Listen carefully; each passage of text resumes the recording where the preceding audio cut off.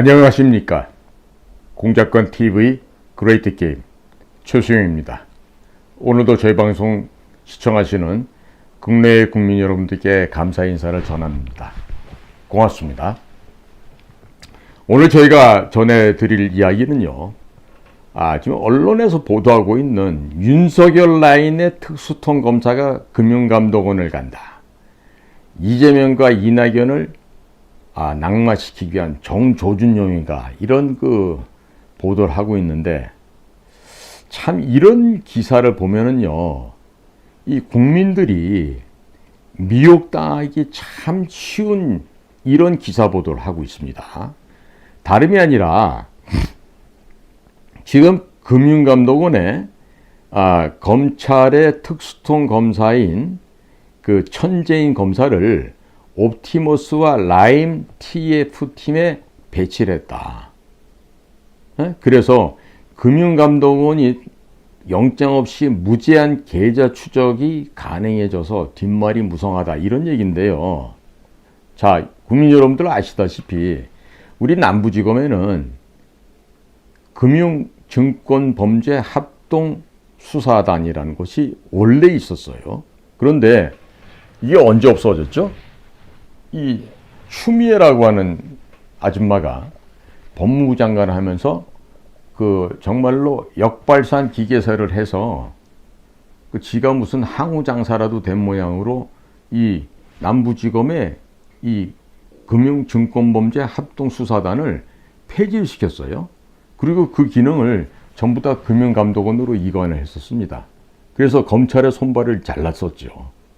자, 그런 짓을 한 게 추미애인데, 자, 이제는 그렇게 글쎄 배려일지 모르겠습니다만은 추미애의 앞을 내다보는 해안으로 인해서 금융감독원이 영장 없이 계좌 추적이 가능해진 것입니다.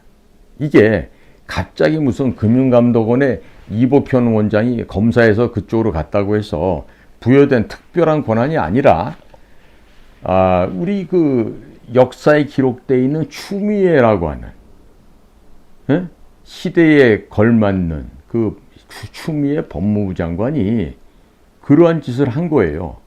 근데 지금 해보니까 뭡니까? 이게 바로 부메랑 효과라고 할 수 있고요. 제 발등 제가 찍는다, 이렇게 얘기할 수 있겠죠. 그런데요, 우리 옛말에 보면 이하부정관이요 과전불납니다, 이런 말이 있어요. 이하부정관, 옛날 말에서 가끔 고쳐 매지 말고, 과전불납이 참외밭에서 발을 함부로 들이밀지 않는다, 이런 얘기인데요. 자, 이런 일들이, 이런 말들을 하면서, 자, 이복현 금융감독원장이 이 말을 되받아야 하는 상황이다, 이런 기사가 지금 나오고 있어요. 자, 이 말은요, 검찰이 옵티머스 펀드 또 라임 펀드를 재수사를 본격화하면서 금융감독원에 파견한 특수부 검사 천재인 검사를 두고서 끊임없는 말이 있기 때문이라고 하는데요. 자, 지금 이 기사는 이런 식으로 지금 얘기를 합니다. 표면적으로는 검찰과 금융감독원의 공조수사 차원에서 이루어진 인사라고 하지만 파견 검사의 화려한 정치 수사 이력을 고려한다면 다양한 해석이 뒤따르는 것도 무리는 아니다, 이러면서 천재인 검사가 특수통 출신으로 윤석열, 한동훈 핵심 라인이라는 점에서 더욱 그렇다. 그래서 금융감독원이 없던 자리까지 새로 만들어서 윤석열 사단 검사를 받은 까닭이 무엇인가, 이제 의문을 제기하고 있어요. 자, 그럼 제가 이런 기사를 쓰는 이런 언론인 같지도 않은 기자들에게 한번 제가 확인할 게 있는데, 그러면 국민의 등골을 빼먹고 사기를 친 라임, 옵티머스, 이런 펀드를 만들고 국민의 피땀을 갈취한 그런 자들을 수사하는 거는 정당하게 검찰에서 해야 되는 일 아닙니까? 또한 그런 금융범죄 관련해서 금융감독원이 해야 되는 일 아니겠습니까? 지금 검찰에서 지난 1월 평검사 인사에서 천재인 검사를 광주지방검찰청에 발령했다. 했지만 바로 금융감독원의 자산운용검사국의 국장급으로 파견 근무를 보냈다고 하는 이런 사실을 지금 부각시키고 있습니다. 그러니까 지금 최근 금융감독원의 그 자산운용검사국에서는 문재인 정부에서 발생한 옵티머스, 라임 등 사모펀드 사태를 재조사를 하기 위해서 10여 명 안팎의 특별점검 TF팀을 꾸렸는데, 이때 천재인 검사는 TF팀에서 법률 자문을 담당하게 됐다. 이런 지금 소식인 거죠.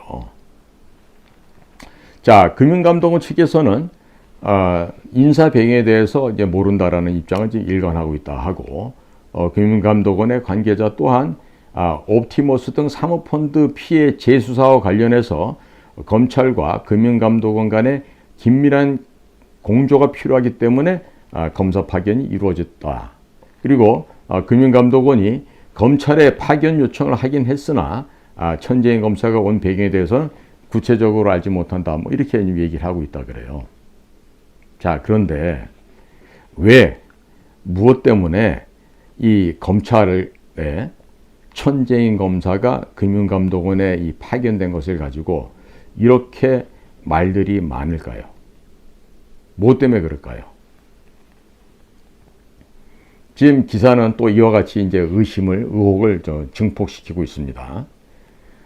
검찰과 금융감독원 안팎에서도 이번에 천재인 검사 파견이 굉장히 이례적이다라고 평가한다.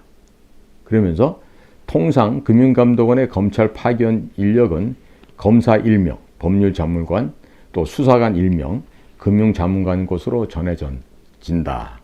이렇게 보도를 하면서 지난해에 이미 일찌감치 전영우 검사가 이복현 금융감독원장을 보조하는 법률자문관으로 온 터이라 금융감독원의 검사 파견 TO 인원수죠. 이미 찬 상태였다. 더군다나 금융감독원의 검사국에서 원포인트 검사로 검사를 파견받은 전례도 없다. 이렇게 지금 이야기를 하고 있어요. 자, 이러면서 어디든 마찬가지지만 정부 유관기관의 새로운 파견 자리를 만드는 것은 부처별로 이해관계가 복잡해서 매우 쉬운 일이 아니다라고 지금 이렇게 지적을 하고 있어요. 자, 일각에선 지금 겁이 나서 지금 벌벌 떠는 사람들이 있겠죠. 이 천재인 검사라고 하는 사람이 금융감독원에 파견된 것이 바로 옵티머스와의 유착설이 제기된 야권에 대한 정치권 수사와 연관이 깊을 것이다. 이런 지금 분석을 하고 있다 그러는데, 이 금융감독원과 공조체제를 구축하고 있는 서울 남부지검의 금융범죄합수단은 옵티머스 사건과 관련해서 전 문재인 정권 시절의 청와대와 금융당국 관계자들 대상으로 로비가 이루어졌다는 의혹을 규명하는 이런 수사팀을 꾸렸고, 이와 비슷한 시기에 천재인 검사가 왔기 때문에 더더욱 이런 얘기가 늘어나고 있다고 보여집니다. 자, 그리고 이 천재인 검사가 윤석열, 한동훈의 핵심 라인이다 이런 얘기를 하면서 계속해서 이것이 부적절하다 이런 얘기를 좀 하고 싶은 것 같은데요. 자, 과연 우리나라의 이 언론사에서 보도되는 이런 내용들, 과연 우리가 객관적으로 우리가 믿음직한 기사일까요? 저는요, 이러한 그 여러 가지 언론 보도가 다양한 것이 필요하겠지만, 물론 이 천재인 검사를 파견한데도요, 여러 가지 정무적인 요소가 담겨 있다 이렇게 평가를 해야 될 것 같습니다. 지금 그 천재인 검사가 1980년생으로서 이복현 금융감독원 원장과 특수통 계보를 잇고 있다고 하고, 이 두 사람 모두 윤석열 사단으로 2019년에 이복현 원장이 특수사업부의 부장검사, 또 천재인 검사는 특수일부 검사였다라는 점을 또 부각하고 있습니다. 또 이복현 원장이 통상 부부장 검사와 부장 검사가 왔던 금융감독원의 법률자문관 자리에 자신과 함께 특수사부에서 삼성바이오 분식회계 의혹을 수사했던 직속 후배인 전영우 검사가 끌어왔는데 이복현 원장 입장에서 간부급 파견 검사보다 특수통의 직속 후배 평검사를 데리고 와서 일처리하는 것이 보다 수월할 것이라는 이런 해석을 또 두고 있습니다. 그러니까 올해 43살인 천 검사와 전 검사는 모두 연세대학교 법학과 출신이고 사법연수원도 39기로 동기로 있다는 것이 또 공교론점이 될 수 있겠습니다. 이번 인사가 전격적으로 결정된 이 배경에는 이 검찰과 금융감독원과의 옵티머스와 같은 사모펀드 사건이 정관계의 로비가 얼만큼 진행됐는지 그 의혹 관계를 규명하는 공조수사에 속도가 붙으면서 또 진행됐다는 이 점이 또 주목을 끌고 있는 것이기도 합니다. 이 라임 사건만 보더라도요, 최근에 48일간이나 도주국을 펼쳤던 김봉현이라고 하는 전 스타모빌리티 회장이 주범이죠.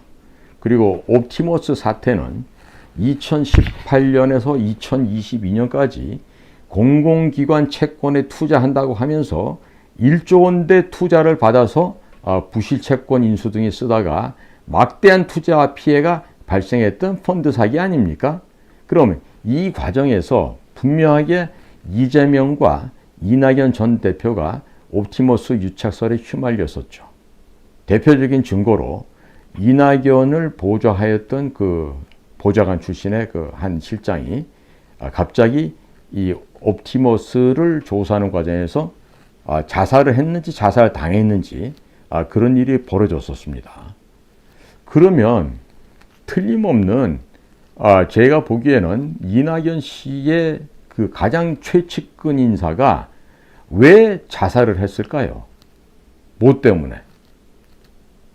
아니, 지은 범죄 사실이 전무한데 청렴결백한데 그 이낙연의 최측근이 자살을 했다. 이게 과연 앞뒤가 맞는 이야기라고 생각들이 됩니까? 저는요, 그 이낙연 대표의 선거 캠프에서 그 자살했던 그자가 무슨 옵티머스로부터 복합기 사용료를 대납받았다는 그런 혐의로 수사를 받고서 자살을 했다 그러는데 이 지나가는 개가 웃을 일 아니겠어요? 아니, 복합기 그까짓 거 사용료가 얼마나 된다고, 몇 푼 된다고 그 돈 때문에 자살을 했겠습니까? 여기는요, 이낙연 씨가 은큼하게 뒷돈 받았던 그런 배경들이 다 지금 꼬리를 물고 있는 거 아니겠습니까? 따라서 이 이낙연을 비롯한 그 민주당 국회의원들이라고 하는 자들에 대해서는요, 아주 철두철미한 수사가 진행되어야 된다고 봅니다. 그리고 이 기자들이 잘 모르는 게 있는데 무슨 이복현 금융감독원장이 무슨 뭐 윤석열 한동훈 사단의 뭐 막내 검사다 뭐 이런 얘기들 하고 있잖아요. 그 기자 여러분들 제대로 알고 기사를 쓰기 바라요. 서울대학교 학번으로 보면요, 이복현 금융감독원장이 한동훈 법무부 장관보다 1년 더 선배가 됩니다.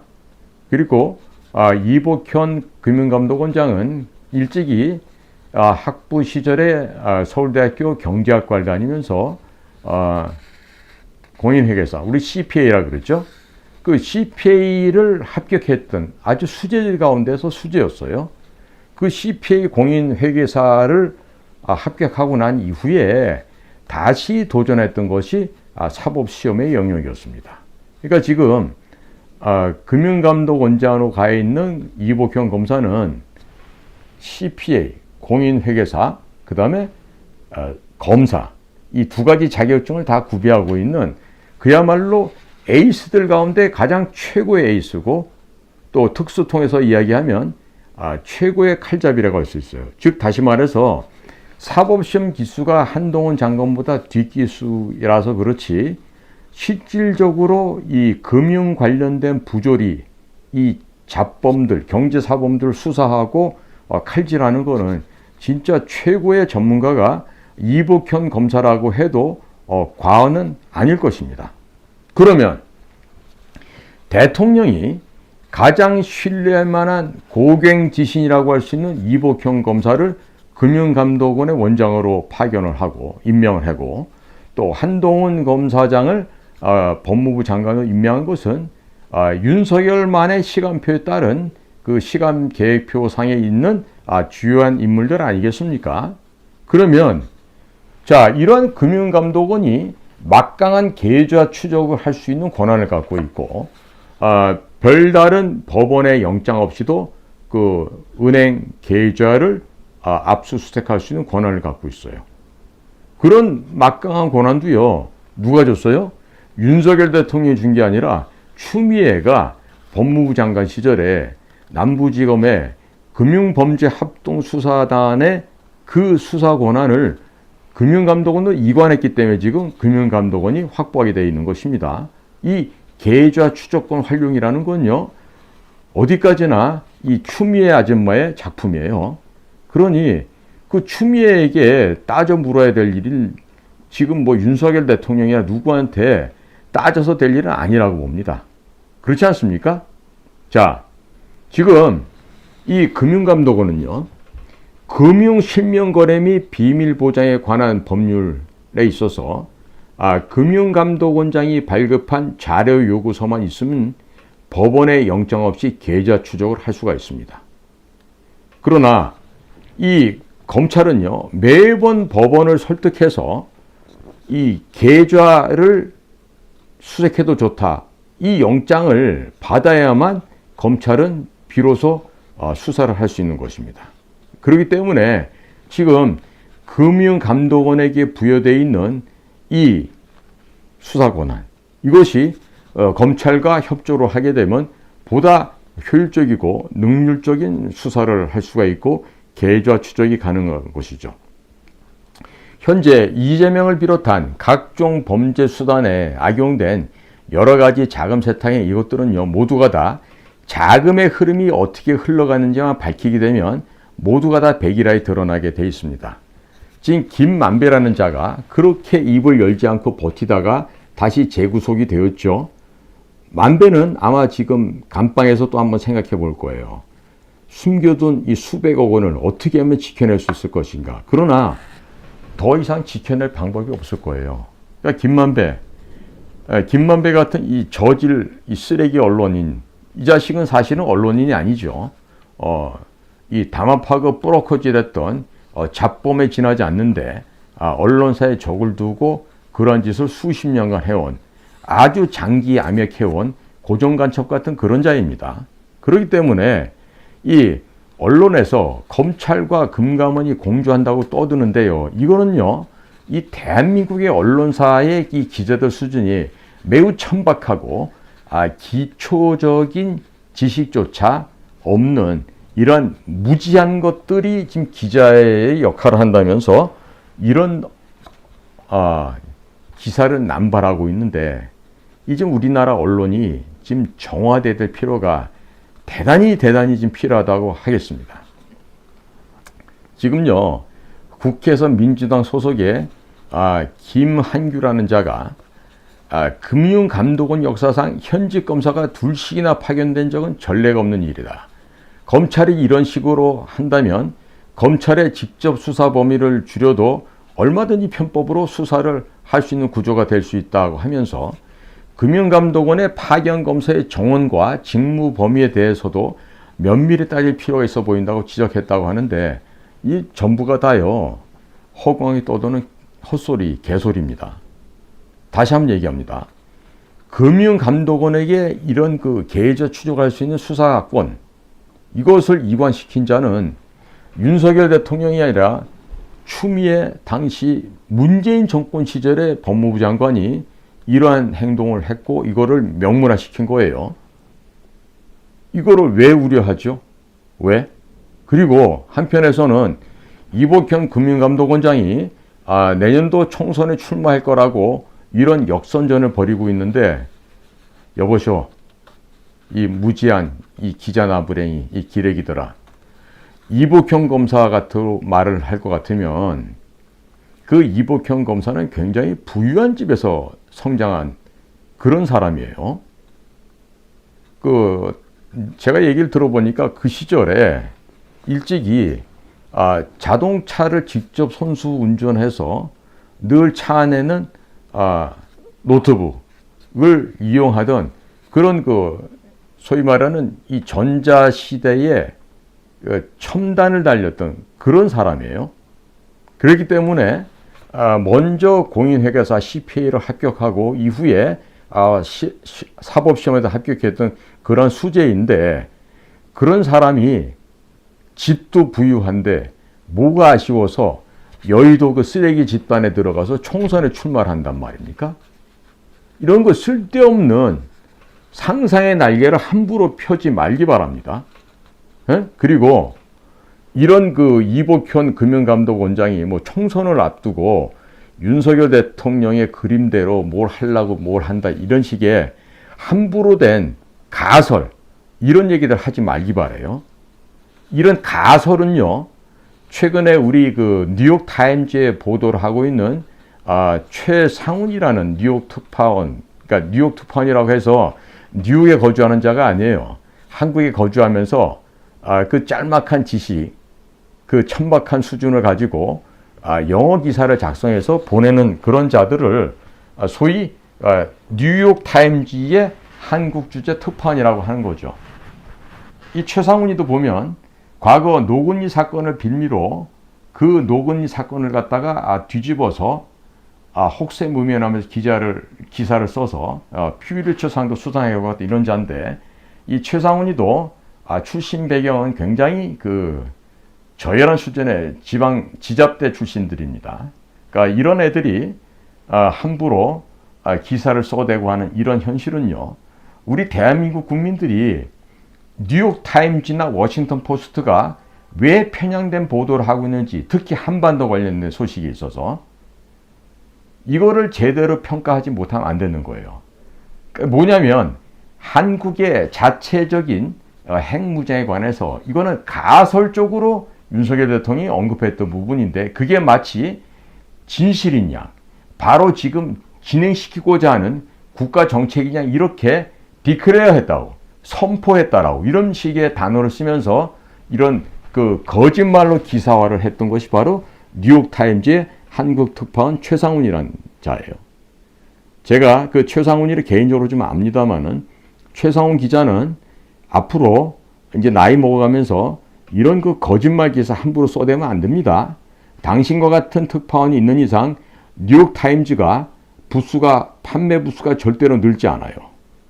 동시에 우리 CNN 같은 경우도 지금 파산하고 있죠. 광고가 안 들어옵니다. CNN이 왜 파산하고 있겠어요? 가짜뉴스 보도를 하기 때문에 그런 일을 당하는 거거든요. 즉 우리가 PC라고 그러죠. Political Correctness라고 그래가지고 이 PC 사상에 전염된 얼빠진 이 좌파 기자들이요, 진실에 근거한 보도를 하지 않기 때문에 이런 일이 벌어지는 거예요. 지금 우리가 가설적으로, hypothetic이 영어로 가설이란 말인데, hypothetically, 가설적으로, 가정에서 말하면, 이거 쉽게 말해서 가정문이에요. if, 뭐뭐 한다라면 이렇게 할 수도 있겠다, 이 얘기를 하는 건데, 지금 윤 대통령이 말한 한반도에서의 우리 자체 핵무장을 가지고 마치 이미 정해진, 결정된 사안이라고 얘기하면서 공포했다, 디클레어 했다고 이렇게 얘기를 지금 신문기사 썼더라고요. 무식하기 짝이 없죠. 지방에서 수준 낮은 대학 나왔으면 그 수준에 맞게끔 기사를 써야지. 에? 왜 건방지게 그따위로 기사를 쓰지? 사실에 입각하지도 않고. 그러니까 이런 저질 수준의 기자 아이들이 마치 자기가 지식인이냐, 내가 이런 기사를 쓰게 되면 뭔가가 좀 이렇게 돋보이고 드러나 보인다고 착각하고 있기 때문에 그래요. 수준 미달이기 때문에 지금 이런 이복현 원장이 뭐 총선에 출마한다 어쩐다 이런 헛소리를 써대고 있는 건데요. 제가요, 이 우리나라 언론사들 정말로 이거 지금 대우각성하고 반성해야 됩니다. 이복현 원장이 뭐가 아쉬워가지고 너희들 같은 쓰레기들하고 같이 어울리겠냐고. 기자들, 너희들 기레기들은 여의도의 쓰레기들하고 어울려서 거기서 같이 또 공주에서 먹고 사는 인간들이 한둘이 아니잖아. 그런데 너네들 시각으로 너네들 수준으로 이복현 금융감독원장을 평가하면 안 되지. 무식하기 짝이 없는 기사들 아니야 이게. 이런 걸 써놓고서는 국민들을 갖다 또 혹세무민하나? 제가 지금 이 방송에서 이렇게 말씀드리는 거는 제가 무슨 이복현 금융감독원장을 옹호하기 위한 얘기가 아니에요. 있는 사실 그대로 객관적으로 보고 그 사실에 입각해서 기사를 쓰고 보도를 하고 해야죠. 이렇게 무식한 기사를 써대면 어떡합니까? 그리고요, 국민을 상대로 국민의 등골을 빼먹었던 라임 펀드, 또 옵티머스 펀드, 또 디스커버리 펀드, 이 디스커버리 펀드는 또 청와대 정책 시작했던 그 아저씨랑 엮여 있는 그 동생이 또 되어 있는 관계이죠. 그럼 이러한 범죄 아니에요. 그야말로 그 토착 세력들의 잡범들의 그 범죄 행각 아닙니까? 이것을 밝혀내는데 검사가 한 명 아니라 10명이 더 추가 투입된들 뭐가 문제가 되죠? 이런 도적놈들, 천하의 비리 잡범들을 제거하기 위해 가지고 열심히 노력하는 금융감독원이나 검찰의 노력을 왜 이딴 식으로 폄하하는 거죠? 한국의 쓰레기, 기레기 기자 여러분들, 이런 기사들 함부로 써서 남발하지 말기 바랍니다. 제가 보기에는요, 자네들 말이야, 기자의 그 자격이 없어. 기자로서 소위 현장 취재 능력도 매우 결여되어 있을 뿐만 아니라 이 진실을 밝히고자 하는 노력조차도 하지 않는 그런 자들이 바로 대한민국의 기자들이라는 평가를 할 수밖에 없어요. 그러니까 국민 여러분들께서도 이런 기레기, 쓰레기들이 보도하고 있는 이 잡범들의 수준을 같이 동화돼서 그 오해하고 미혹되지 마시기 바랍니다. 제발 좀 국민들께서도 정확한 이 객관적인 실체를 파악하시는 그런 변별력, 해안을 갖게 되시기를 간절히 바랍니다. 오늘도 저희 공작관 TV 그레이트 게임을 경청해 주셔서 대단히 감사합니다. 고맙습니다.